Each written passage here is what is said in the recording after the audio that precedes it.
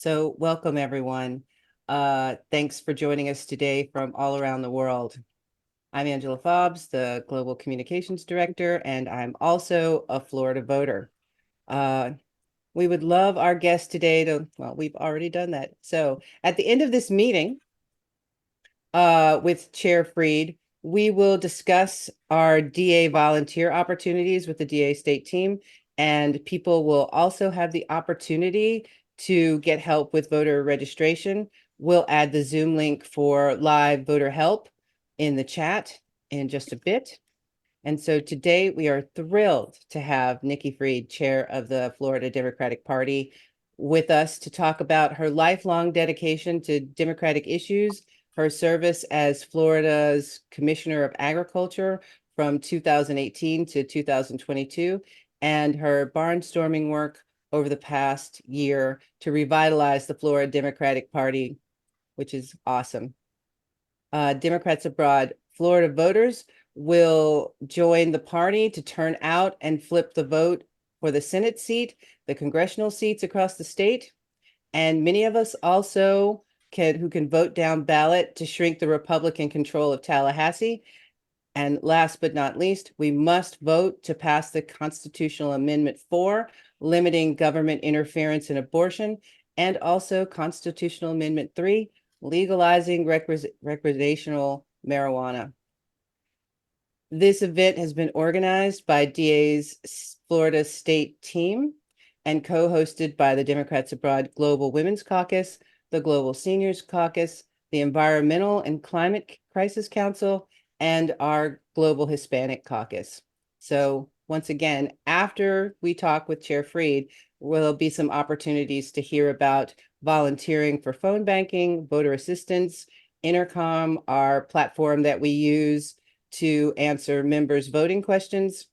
And then Carol Moore, the chair of the Florida State team, will talk to us about working on the Florida State team and helping get out the vote, calling for volunteers to plan candidate events, edit our Florida State team webpage, and work on a project to reach more Florida expat Dems and encourage them to vote. Then our colleagues on the voter assistance team will be available to answer any questions anyone has about voting. So we thank our special guest and all our attendees for joining us today. And we look forward to a stimulating conversation. So with that, I'll turn it over to our global chair, Martha McDevitt Pugh. Thank you so very much, Angela, and welcome everyone. On behalf of Democrats Abroad, I just want to say how delighted we are to have Chair Nikki Fried of the Florida Democratic Party with us today. And we're here to hear from Chair Fried what is at stake in Florida and how Democrats Abroad can be a partner to the Florida Democratic Party to mobilize voters abroad to be the margin of victory that we know we can be in close elections. And when Democrats win in Florida this year, and that is the opportunity in front of us, it will be at least in part because Florida voters living abroad got out and voted like our democracy is at stake. And we know how to do this. Our Florida voters have made the difference before, as Chair Fried knows from her decisive win as Agriculture Commissioner. She became the first statewide elected Democrat in Florida for decades, thanks to the turnout of groups like Americans Abroad who showed up and voted from wherever they live in the world. And showing up when you live abroad starts with when you request a ballot. And we must do that early. In fact, we must do that now to be sure that you're going to get a ballot for every 2024 election. Florida does remove voters from the voter rolls. They clean them, if you want to call it that, on a regular basis. So even if you think you're covered, please request a ballot. We want our votes to count, and we can never wait until the last minute.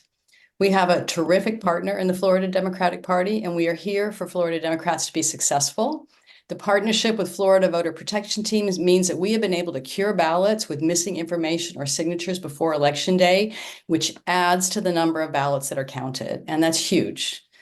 When we look forward to working closely together with the Florida Democrats this year to stand up for voting rights, because we can do this.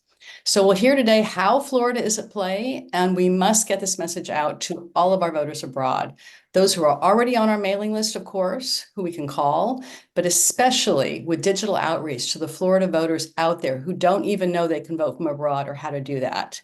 because our community is our superpower, and we have the only end-to-end infrastructure at votefromabroad.org that takes an American from learning that, yes, they can vote from abroad, to requesting a ballot, to a full 24/7 help desk where they can get support at any stage of the process. Because what counts is ballots returned, received, and counted. So let's give a warm welcome to Florida State Par Chair Nikki Fried. Thank you so much, Martha, for having me here today. And I was actually very jealous. I'm looking at all of the locations where all of the abroad, and it's like on my list of things and places to go, but not this year. This year, we got a lot of work to do homebound.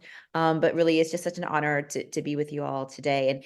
And Martha's correct. I know full well how important your presence are in these elections. And you just kind of give a backtrack of what she was talking about is 2018. I won out of 8.2 million votes. 6,753 was the margin of victory. And we had a 2-week recount in which every single day I was checking in with our executive director, how many more overseas ballots are coming in, and getting freaked out because the margin was so small. I think as of like the Wednesday after the election or Thursday after the election, it was only 537, and very concerned that all these overseas ballots were going to come in and they weren't going to be Democratic, and I was going to lose my election because of overseas ballots. And our executive director at the time said, "We got this. We have been doing a significant amount of work. Those ballots are going to be ours." And of course, your ballots were the ones who continued to allow me to expand that win to eventually get to 6,753. So I am very aware of how impactful your votes are in these kinds of very close elections. So thank you for having me today. Okay, well then, let's go on to questions. Your remarks were much shorter than we anticipated. Oh, I can keep talking. I'm never shy. No, I mean, I can, I didn't know that but look, Florida is in play. Florida is in play for multiple of reasons, and I always start off with kind of level setting to how we got to this moment. 2022 was an outlier, and I, since the election results in November 2022, have said very consistently, Ron DeSantis did not win by 19 points. Florida Democrats lost by 19 points. That gap is on us, that we had over 1 million Democrats that stayed home in the November election. And if 1 million Democrats stayed home, imagine how many left-leaning independents stayed home. Our state right now consists of almost a third of voter registrations, from a third Republican, third Democrat, and a third independent. And so when you take all of that into calculation, it's relatively 1.6 million Floridians that didn't vote. He won by 1.6. So kind of keep that into perspective, that if we had just gone down the part that we needed to in November 22, we wouldn't have been in the super minority that we are in today. And so I came in last year and started over. And I said very clearly that we have to create an infrastructure. We got to be working on voter registration, but knew that we couldn't start on voter registration until we got back to who are we? What do we stand for? What are we fighting for? What is the basis of our party? And so we came in and revamped our entire communication strategy, both internally into the operations, internally on how we talk to elected officials, how we talk to all parts of the party apparatus, and then how we operate outside. Rapid response, social media presence. We send out talking points every single week now to our influencers in the Democratic world. We are putting out press statements on an everyday basis in English and in Spanish. We're working on Creole, but in all 3 languages, and making sure that we are present in all parts of our state. And that way we can then go into the next phase, which is voter registration, voter engagement, and recruitment of candidates, which is what we've been doing. And for the last year and a half, we're seeing the work paying off.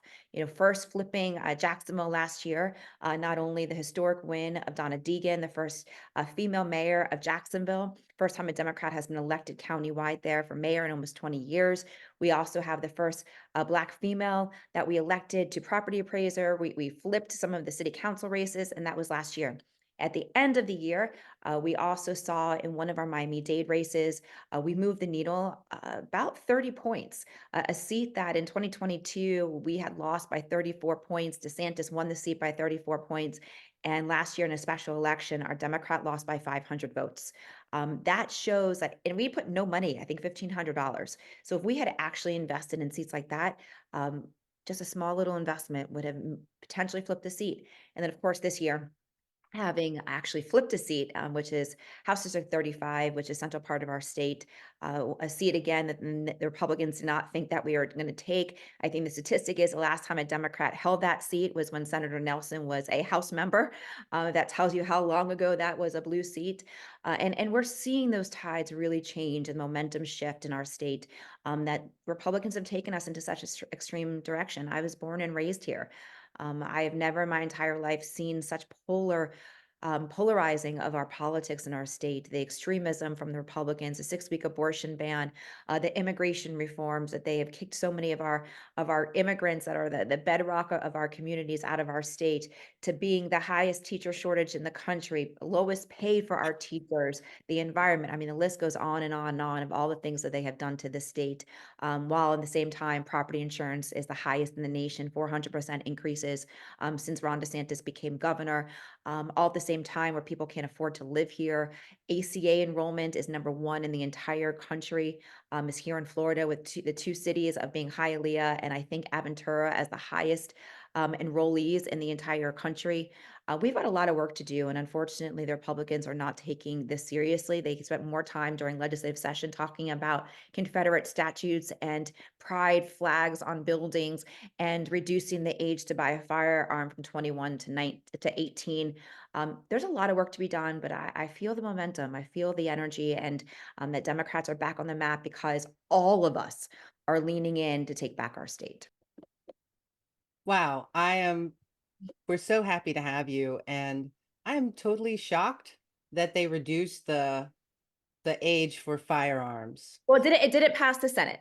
So it passed the House, but but it did not pass the Senate. But that tells you where their mindset is, that next session, I'm sure they're coming back. And so we got to continue being on guard and make sure that we've got more representation in both chambers. Yes, for sure. Our first question is from our Hispanic caucus leader, Cynthia Romero. Cynthia, do you want to? Hi. Thank you. Thank you for speaking, and you have so much energy. It's great. It's great to hear that. I'm not a Florida voter, but that doesn't really matter. I'm still a citizen, so it's great to hear, and you have a lot of energy. And my question is obviously about the Hispanic vote. How do you plan to motivate the Hispanic voter base? And it's a two-part question. How do you plan to retain Hispanic voters? Because there's been a shift of a lot of them going toward the Republicans, especially, unfortunately, the younger voters. Yeah, this is, somebody who was born and raised in Miami. This is near and dear to my heart. My back neighbors growing up were Cuban. I heard all of the horrific stories of why they came to Florida, came to America, left their homelands, came here. I would spend every other weekend in Cayo Ocho, which is a very Hispanic part of south of Miami-Dade, and hearing all of the horrific stories. And so what's happened really kind of started a little bit in 2018, but really manifested itself in 2020. What was this ideology of that Democrats are socialists, and knowing what a triggering word that is for so many people that have left, the socialism and communism, whether it is Cuba, whether it is Venezuela or Colombia, even, Argentina and Venezuela and other parts of Latin America. And the Democrats didn't have an answer. That the answer of no, I'm not is not the appropriate response. And instead, Democrats kind of just leaned in to try to say, oh, that can't really be sticking. That can't really be and it stuck. And it stuck. And it was something that I really, said a lot to the previous DNC chair, Tom Perez, of what was our answer, and there wasn't one, and trying to train our candidates of why that's such a triggering response. And so what we have been trying to really do is explain why that is, that we have to show empathy of why people came to this country, and that the things that are happening here in the state of Florida, we are banning books. We are ostracizing our teachers. We're removing elected officials from office. We are taking away local control. We are going after people's rights. Those are the types of things you saw in the countries that you left. And we as the Democratic Party are going to do everything in our power to make sure that we're standing up for freedom and for democracy and protecting our small businesses and protecting the economic opportunities. And so we're shifting a lot of our messaging to a lot of the Hispanic community. And most importantly, we're teaching our candidates and our electeds, you can't categorize everybody the same, because you can't talk to first generation Cubans that are here the same way that you're talking to the people from Puerto Rico who came over after Hurricane Maria, who are American citizens, and be able to not understand the differences and the reasons, and also understanding that the complexities of issues like the embargo versus the issues in Puerto Rico of statehood and different types of organizations. So we're going back to a lot of those training exercises to our Democrats. We have a full-time, my press secretary is Hispanic, and she is focusing solely on Hispanic media, Hispanic radio stations, getting back into that universe, because they haven't heard from us. They have not been hearing from us, and we haven't been doing the work of going into the communities and playing dominoes, going to the cafecitos, sitting down, and most importantly, escucha. Listen to what is on the minds of the people of our communities, and then find solutions to those answers. And I think that is some things that we're really working on, and making sure we're not shying away from fights, because they want us to be in the mix and fighting back, and making their lives better. So we're doing a lot. We are doing a lot of things. Like I said earlier, a lot of our press statements are in English and in Spanish. We're showing up on issues.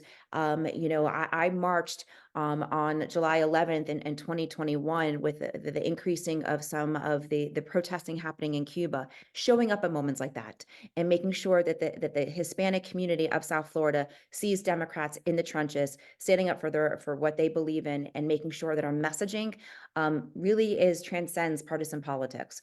And a lot of it, even talking about, reproductive health care, Amendment 4 that's on our ballot, understanding that a lot of those who are coming from the Hispanic communities are sometimes a little bit more religious, and not being able to just say, shoving abortion in their faces, but understanding that you don't have to have the same, religious beliefs, but we all have one common value.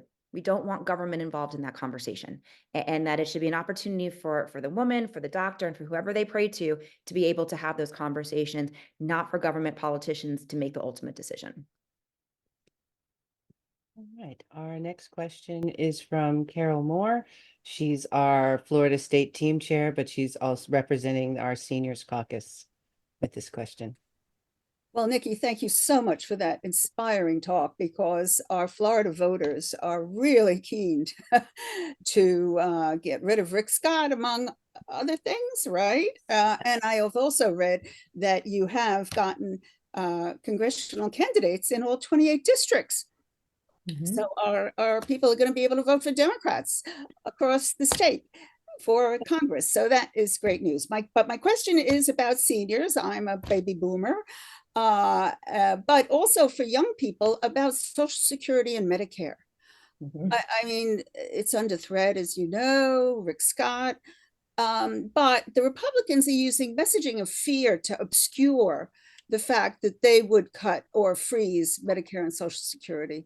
And I wondered what type of message are you seeing works with the seniors and even middle-aged people who worry that Medicare and Social Security aren't going to be there? Yep. So this year, Florida Democrats, and first of all, thank you for your involvement too here. We are going to be, one of the things that we all know too, the Democrats are not always good at messaging and messaging discipline. So this year we have come up with 3 A's. It kind of is mirroring a little bit from my campaign in 2018, which was 3 W's: weed, water, and weapons. So this year we got 3 A's. One is abortion, 2 is accountability, and 3 is affordability. And so when we talk about affordability, it is the full gamut. That is Social Security, that is Medicare, that is the fact that Medicaid expansion has not happened here in the state of Florida, but it's also telling the personal stories, even on when it comes to property insurance. My grandmother is 94 years old, God willing. She's around for many, many, many more years. My mom is 72, and I think it always from their perspective. They're on fixed incomes. They have lived here. My grandparents moved to Florida in the late 40s. My mom was born and raised in South Florida. And I look at it from their perspective of how are they surviving?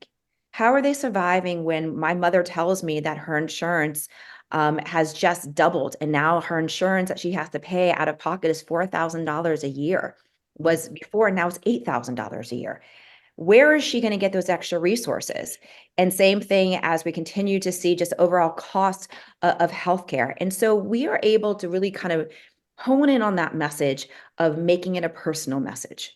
It is, making sure that we're telling those personal stories, what we're hearing from senior living facilities, not being able to get access to healthcare, or the healthcare that they're getting is subpar, because we have completely dismantled a lot of even nursing homes. And I always tell this story too. My grandmother fell last year, and she had to go in and out of rehab centers. She had broken her hip. And just hearing the gut-wrenching stories every time she was going to a different facility, and the type of treatment that she was getting in each of the facilities, that we're failing our seniors. We're failing them. And thank God my mother was there. And my mother and I and my sister are close proximity. But so many of our seniors have moved down for retirement here in the state of Florida, and have family in New York and California and the Midwest, and don't have that. And so making sure that they understand Donald Trump campaigns on dismantling of the ACA. Rick Scott has campaigned on sunsetting Social Security and Medicare. These are important things, and not just to our seniors who are getting the benefits of them, but it's the next generation of knowing that my generation may not have Social Security and Medicare.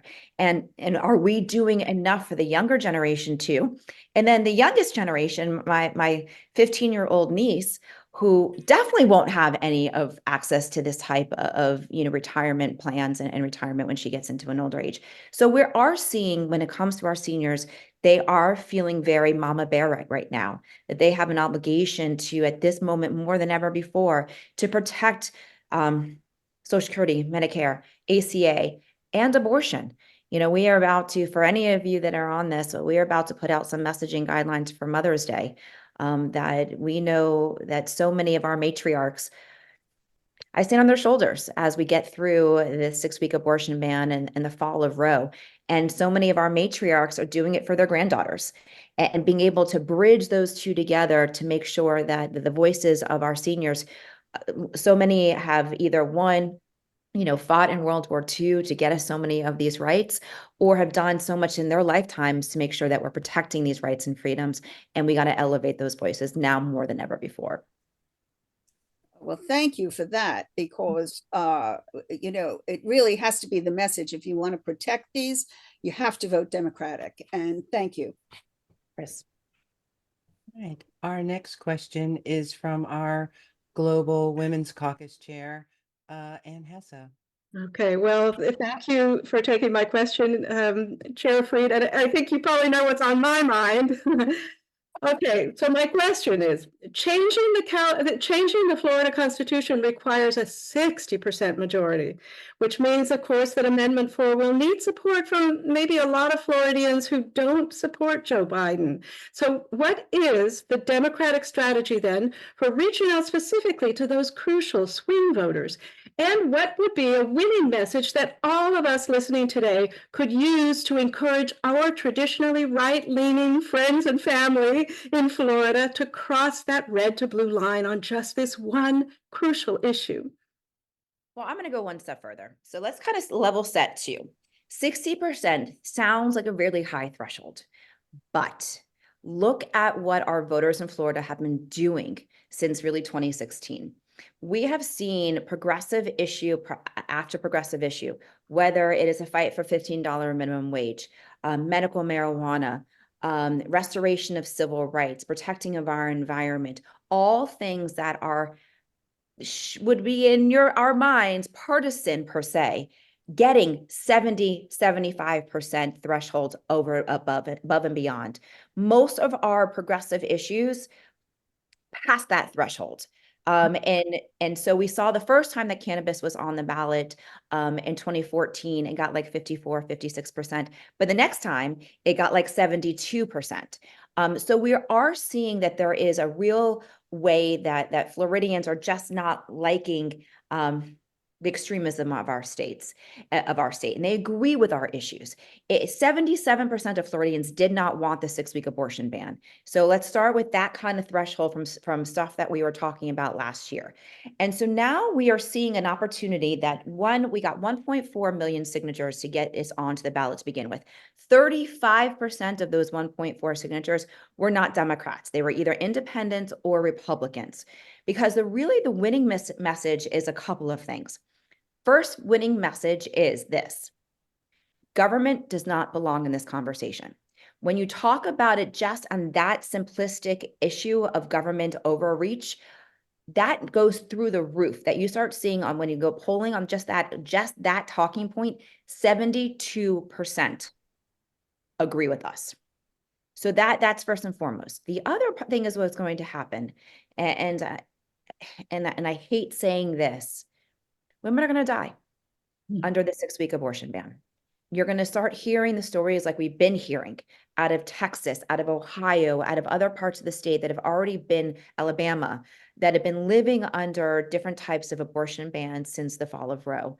Those types of stories are going to continue to come out here in the state of Florida. And I heard one actually the day before the ban went into effect, that one of the women that oversees one of the clinics and I were just kind of chit-chatting about what she saw the last day of the 15-week abortion ban.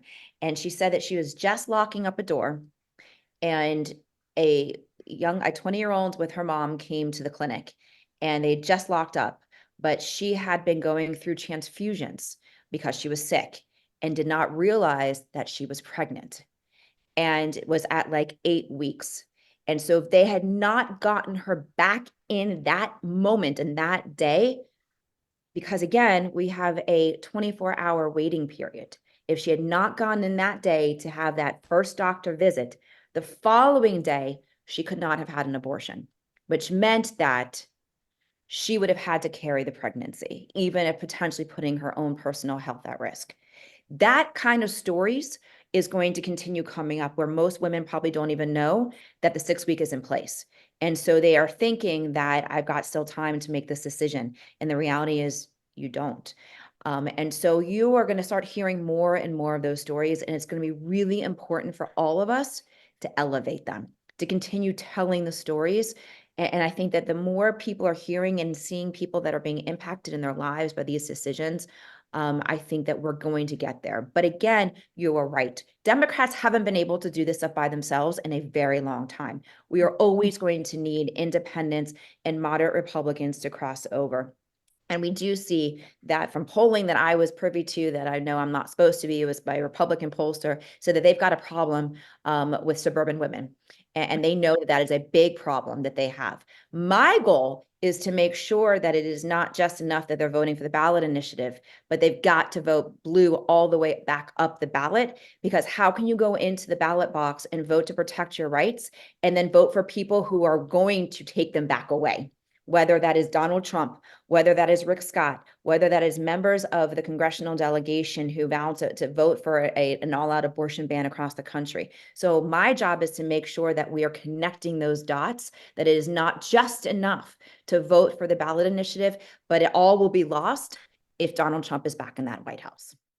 That's so encouraging. Thank you so much. I feel better already. Thank you. Doesn't mean I'm not losing sleep. I found my first couple of gray hairs this year. So like, I am definitely not losing sleep, but it is definitely, there's work to be done. There's a lot, but there really is a way to bring everybody together and to back enshrine these rights into our Constitution. You've given me a lot of good ideas to work on. Thank you. Of course. Our next question is actually from me. So wait, I did it wrong. So, I'm also the chair of the Global Black Caucus. And for the past few years, for the past few cycles, I felt like the Democratic Party didn't really reach out to the African American community. What are you going to do now to reach out to the African American community?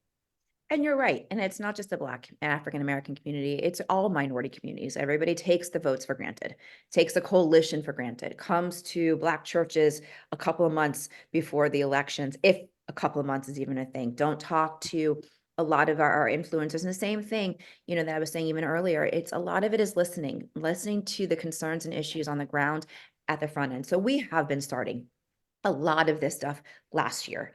One, I revamped how we appoint my vice chairs and the types of responsibilities of my vice chairs. I got 4 appointments.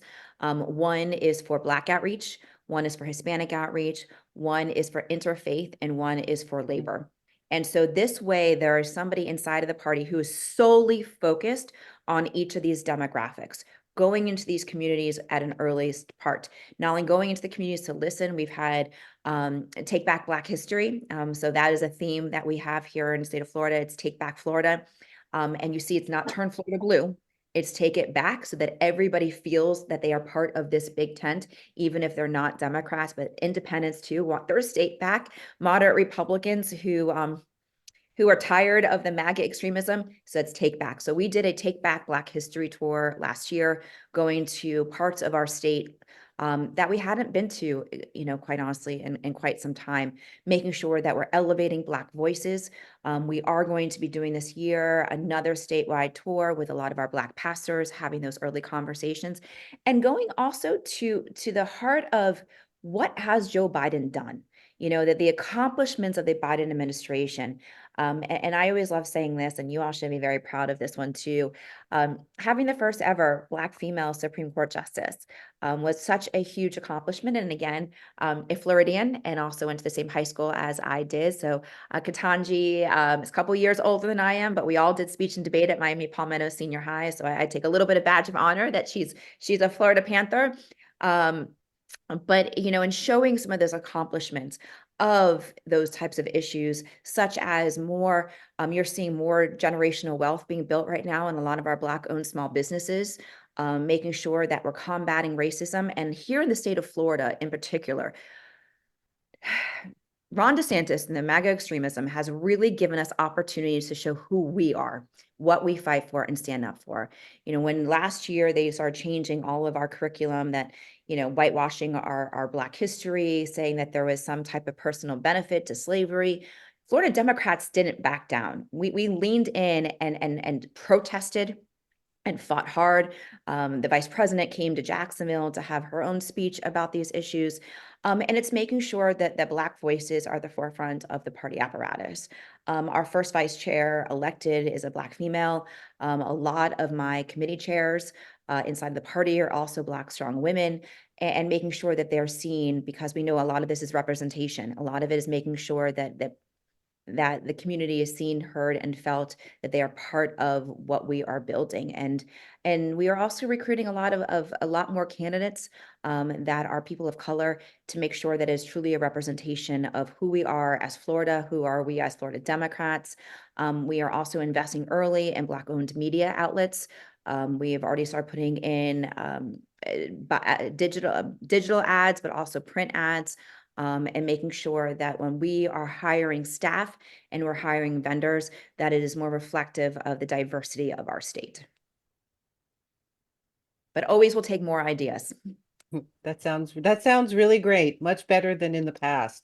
Let's take a few questions from the audience, because there's so many and I know we're running out of time. We have a couple of questions about book banning. Can you say something about that, where the Democratic Party stands? Yeah, I mean, we obviously are very much opposed to what has been happening in our state. All of us, it has been a nightmare to watch the attacks on our school boards, the attacks on our librarians, on our teachers. And Ron DeSantis created an environment that every single person that is as extreme as they are had the ability, one person, to get a book banned in a school district.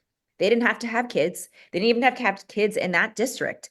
And they got to just petition and get them banned. So much so that Ron is having to backpedal and realizing that he went too far. But in a lot of ways, the damage has been done. Teachers have left the profession.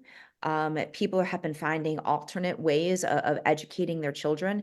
We saw during Black History Month that a lot of, whether it's Walmart or Target, was putting out Black books. You saw it at churches, so people have seen other alternatives to get the information out. But it is a very, very, very dangerous slippery slope that we went down. And so we have been on the forefront fighting back. The Democrats in the legislature have been at that forefront, and the party too. There was a huge tour last year, a book banning tour that went all across, I think, mostly the South, and they ended in Florida because the extremism happened here. And I think that this is also really important for the rest of the country to understand that the extreme policies that came to Florida, Ron DeSantis had complete intentions of taking that to the White House if he was to, God forbid, been elected president. And so it doesn't mean just because he's out of the conversation that isn't where the extreme MAGAs are, that those types of national book bans could come into place. And I don't even just mean book bans, but defunding our educational system. And if he got to the White House and felt that this was the right track, you could start seeing colleges and universities and public education systems be defunded if they don't follow, their philosophies of education. And that is a very, that is the counter opposite of what it means to be an American and to be able to stand up for freedom and justice. Yes, thank you. Here's a great question on the environment. Let me see if I can break it down. What sustainability initiatives fit into the strategy for Florida voters? And Florida has a lot of stake with climate change, which is really true, and rising water levels and stronger storms. What can it do to be seen as a leader in decarbonization? That's very easy. Get the Republicans out of office. Like legitimately, like they have, like, as past commissioner of agriculture, I spent 4 years trying to do that balance of agriculture being the #2 economic driver of our state. But Florida's environment, there's no other state in the nation that is as vulnerable to the environment than the state of Florida, whether it is sea level rising, whether it's the amount of people that have moved into our state. Lake Okeechobee is falling apart. The blue-green algae coming out of Lake O, red tide on both the east and west coast.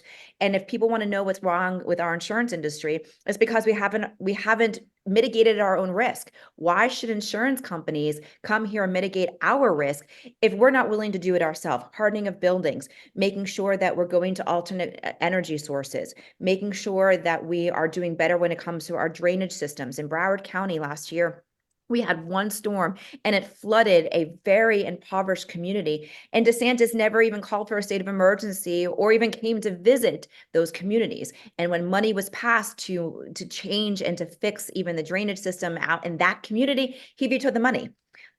This year, the Republican legislature took out of the Florida statutes 234 references to climate change. So the answer is how to fix this. They got to get out of office. I mean, there are so many things that we can be doing to move our state and our nation forward. When I was commissioner, I used to say that I want our Florida agriculture to be the Silicon Valley of the East when it comes to agriculture.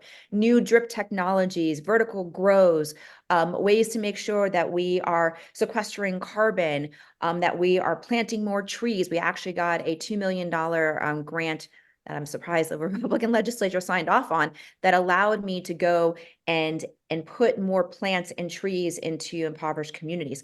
I did a study when I was commissioner of a lot of our impoverished communities when it comes to energy efficiency, because in minority communities, they are paying 200% more for their electric bills than that of more wealthier white communities, because they can't put in better insulation in their homes. Most of the time they're renting.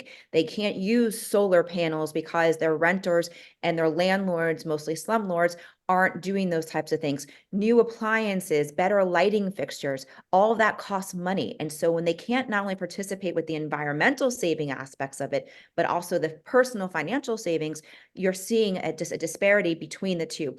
And you know what? Joe Biden put out, I don't remember how much money within the last couple of weeks, put out money specifically for this issue. So again, we got to, celebrate the accomplishments of the Biden administration on tackling some of these issues. But there are things that the Democrats, including myself as commissioner, put out every legislative session to make sure that we are doing our part. Alternate energy sources. You know what we did this year? We banned wind. So that way that we can't use alternates. And granted, like Florida's not known per se for our wind, but we have hurricanes and there should be a way to capture that energy and to do research to capture the energy that could be coming from our hurricanes. There are so many amazing opportunities to do advancements when it comes to the environment, and the Florida Republicans have done just the opposite, making it more and more difficult for companies to come here to do research and to kind of figure out ways to protect our environment. And it's actually doing just the opposite, and it's also hurting the economy of the people here in our state. Okay, we have one last question for you. Which is, how did Florida, well, it's a two-part question. How did Florida become so red? Because I know when I left Florida, Jeb Bush had just been elected and it wasn't totally red. So how can we mobilize our voters again to get out there and help and take it back? Yep. For sure. So I'll kind of give you a little bit of a history. First of all, we're not that red. Okay, that's first off. I go back to how I opened up this conversation. 1.5 million Floridians stayed home in the last election cycle. So if that tells you anything, if they had come out and voted, we would not be in a super minority. We would not, we may have still lost, but it wouldn't have been 19 points. It may have been like by 1 or 2 points. Look at 2020. Let's start off actually with 2016. 2016, there was a considerable amount of financial resources that were put on the ground for voter registration during the Hillary campaign. Fast forward to 2018. 2018, that was just 5.5 years ago. Andrew Gillum, the most progressive Democratic candidate that we have had running for governor, only lost by 34,000 votes, okay, in a state of 22 million. Senator Nelson lost by 11,000 votes. I won in 2018 by 6,753. So if you just take from that perspective, and then you move to 2020, what did Florida Democrats and Democrats across the country do in 2020 when it came to presidential campaigns? Zero. We didn't do door knocking. We didn't go out to communities. Everybody stayed home because of the pandemic. We weren't back out. All of us were doing, we all improvised on how to function in that election cycle. We were doing the outdoor rallies, not the same as being able to walk around and be in rooms and have conventions and galas and energy and get volunteers to be in rooms together, calling people and writing postcards. That didn't happen in 2020. We also haven't been doing internal voter registration since 2018. And so you then compound, stop doing voter registration in 2018. We all stayed home in 2020. We physically all stayed home again in 2022. And so when you take all that in consideration, we've seen a huge uptick in our independent voter registration here in our state. So when you add in all of the Democratic voters, the left-leaning independents, that is how we're seeing these shifts of 60, 65, and in some cases, 70% of the independents are breaking to Democrats because they are Democrats. They just haven't had the partisan voter registration drives that we have seen in history and other parts of our country.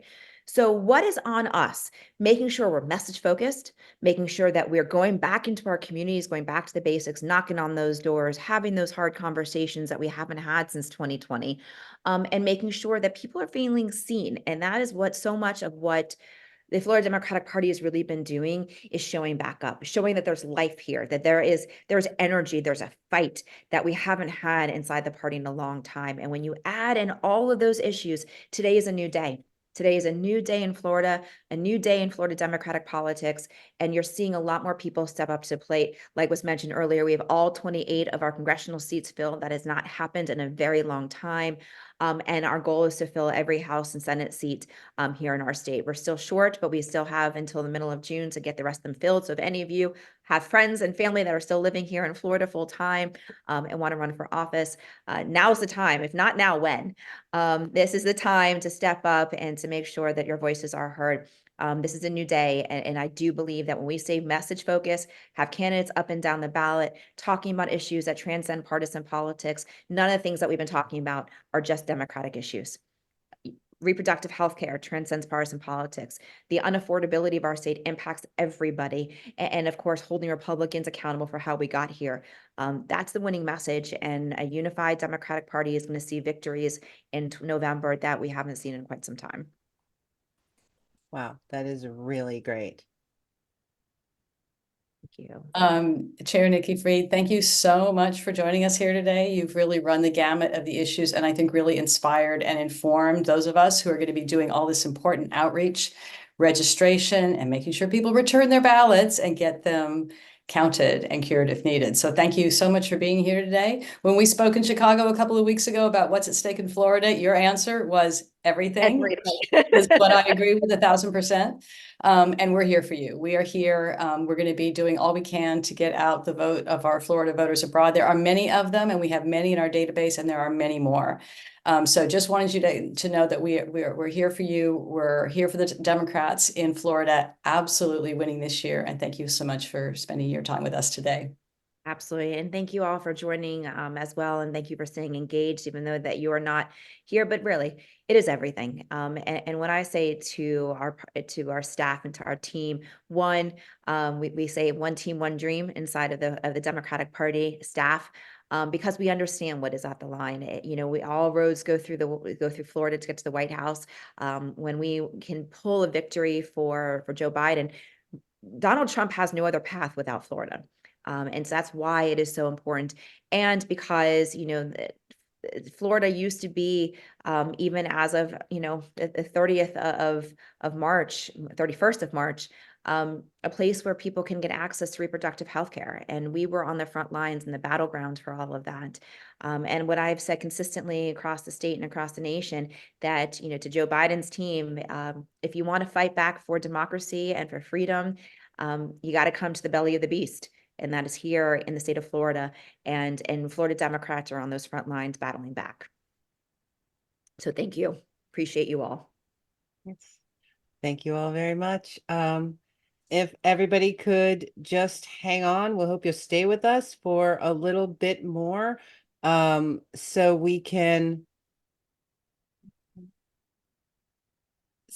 that we can give you some information about some great opportunities to help us get out the vote, because Florida is in play.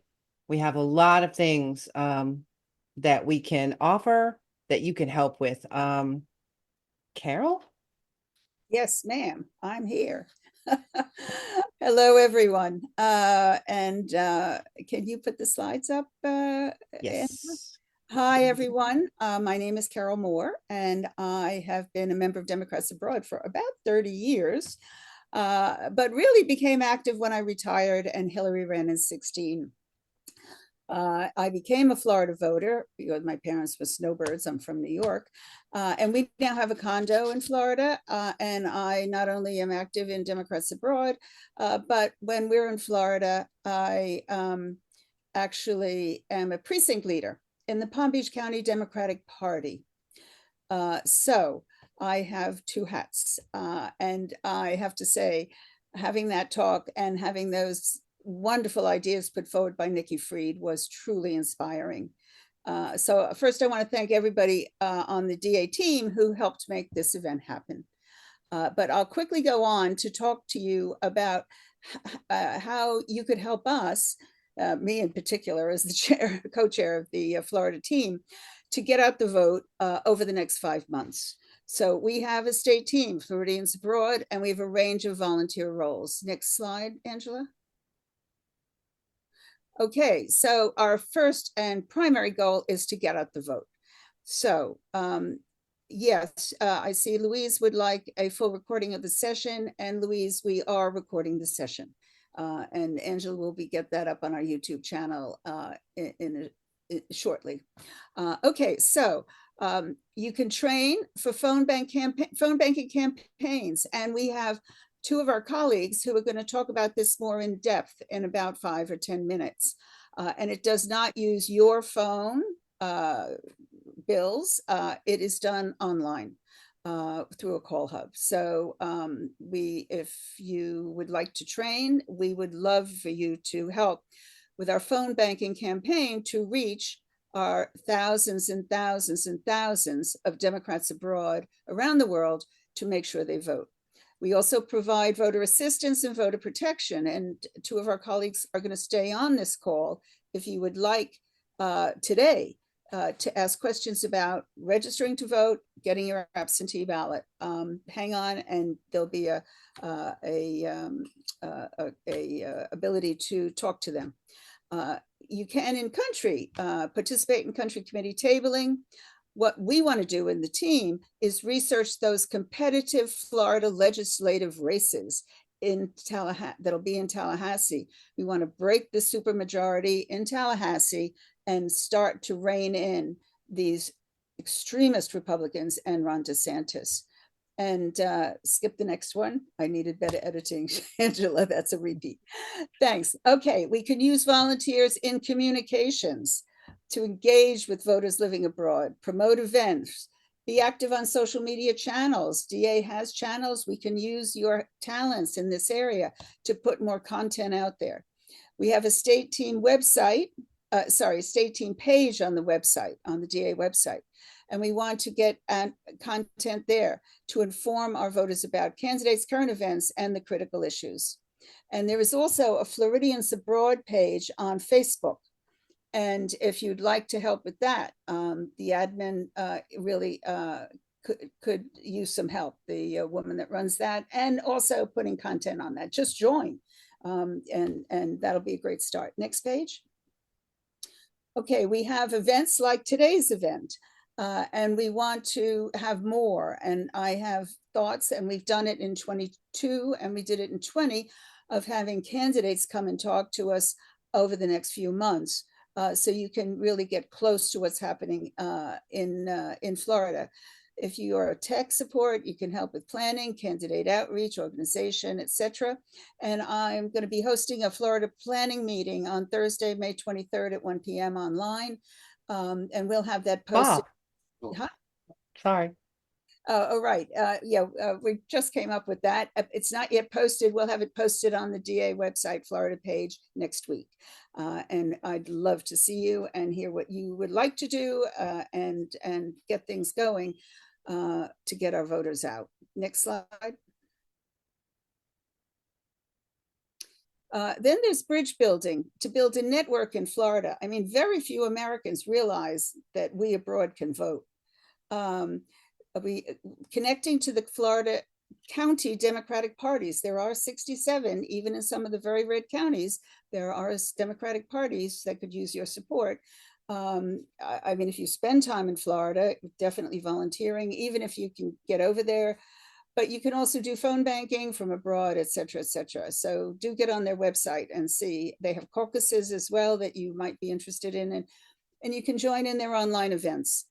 Press outreach to get any interesting stuff about how overseas Americans are looking at the election is of interest to many of the local newspapers. Do research, engage with some of the other progressive state groups. Indivisibles is one of them. You could take a nonpartisan group like League of Women Voters, who do a lot of good stuff on voter registration and information. And also reach out to other voters overseas to encourage them to join DA and vote, as well as reaching your family and friends back in Florida and making sure they get out there and vote. Next slide. Then we have a couple of specific Florida projects. I hope you may have heard about them. And Nikki mentioned them, and abortion access and recreational marijuana are on the ballot in November.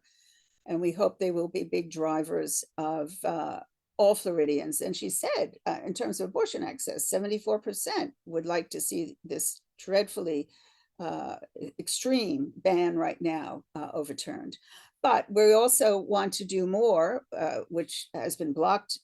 Medicaid expansion has been blocked by the Republican majority, blocked by DeSantis himself.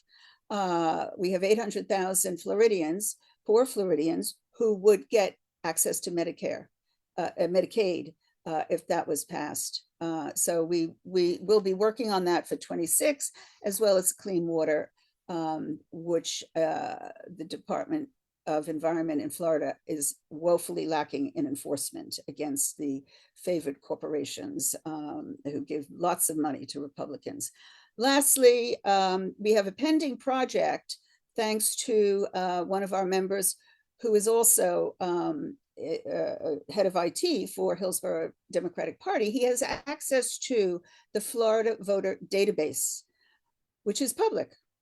And there are thousands of Floridians abroad who are not members, Democrats, who, because we register, right, if we want to vote in the primary, who are not members of Democrats abroad. So we are going through that, and we hope to have a campaign, and would ask you to join, to reach these people, either by phone banking, if they have their phone number, if they have their overseas address, by letter writing, etc., and encourage them to vote as well. So we could expand the participation rate, which for overseas Americans is pretty low.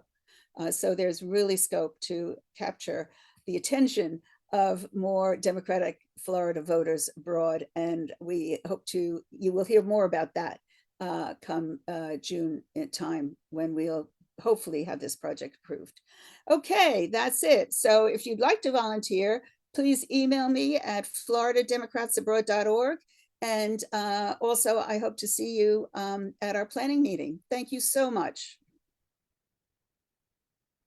I'm going to hand back to Angela, because we're now going to hear from some of our volunteers on phone banking, etc. Thank you.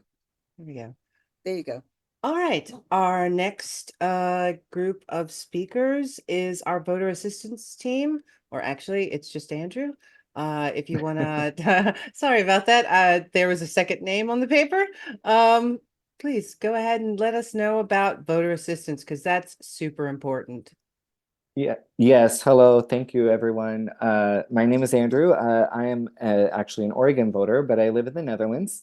And I'm on the voter assistance team. One thing we do with voter assistance is we do one-on-one live voter help on Zoom. We will be opening the room in very shortly, in about 10 minutes or less. So if you need help with voting, not just in Florida, but any state, you have any questions about registering or requesting your ballot, anything like that, come and see us.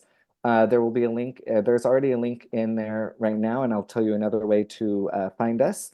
But in addition to the event today, and we have a weekly scheduled sessions, we also do one-on-one appointments, which is brand new this year. So if you can't make it to any of the scheduled events, you can request a live one-on-one appointment with me or any of the other people on the team.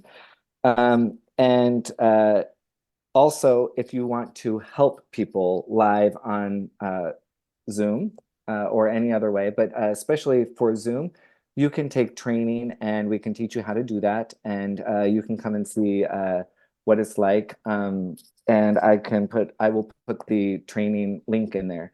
Another way to find the link to the Zoom rooms is to go to votefromabroad.org. On our front homepage, there's a white banner. You just click on that. That will have the schedule on there.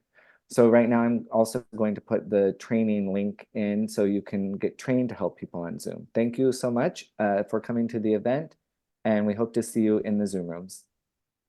Thank you, Andrew.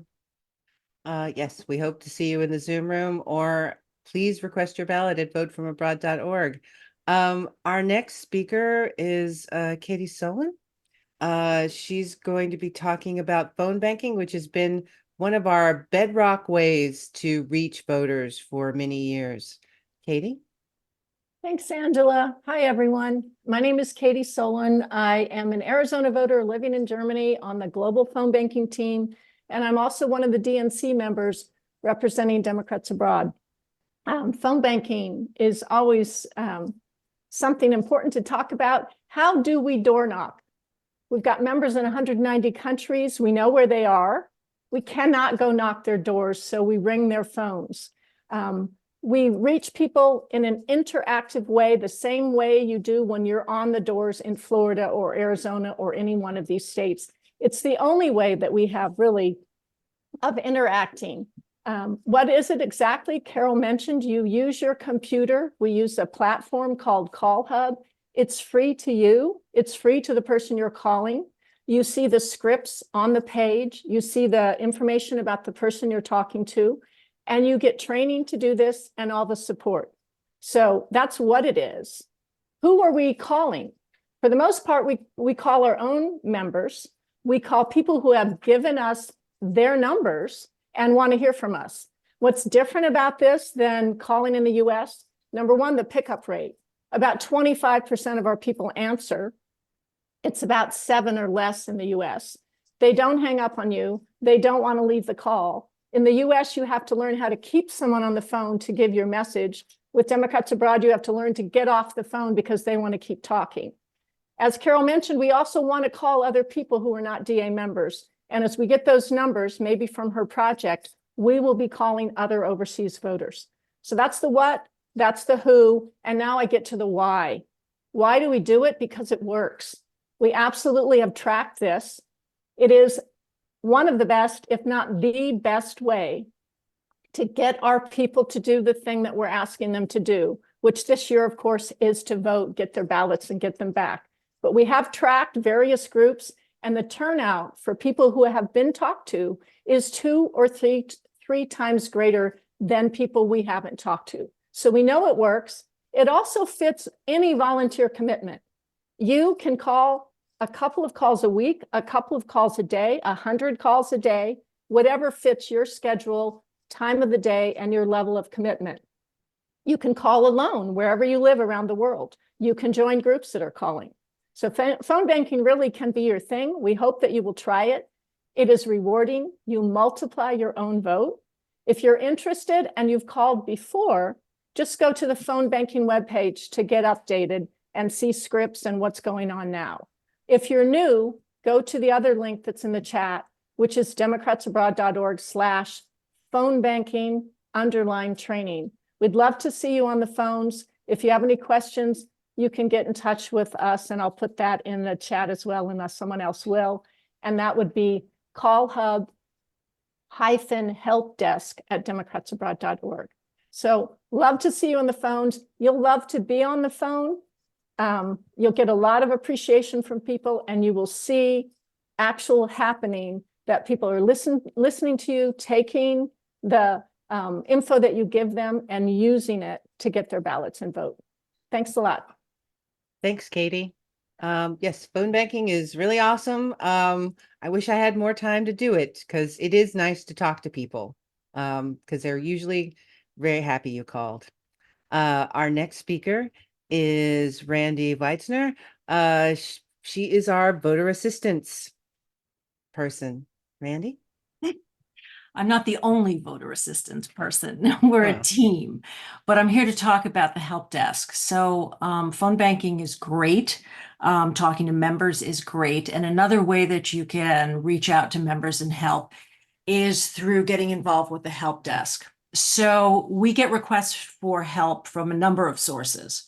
And places like that red chat button on VFA, emails that come directly to us, and connected to phone banking, follow-ups when the phone bankers have spoken to somebody who needs help, that will also come to the help desk.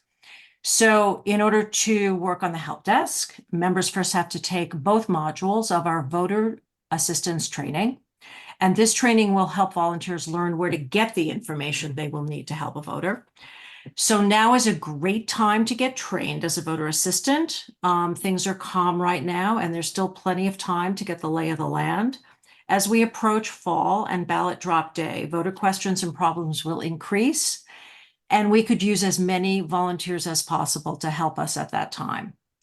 So consider getting involved. If you go to democratsabroad.org and you go to take action, and you'll see the drop down voter assistance training, because you have to do that training first, and then you get the help desk training, and then you can spend many hours happily helping voters solve their voting problems and getting more ballots in boxes, which is my DA mantra. That's what I live for.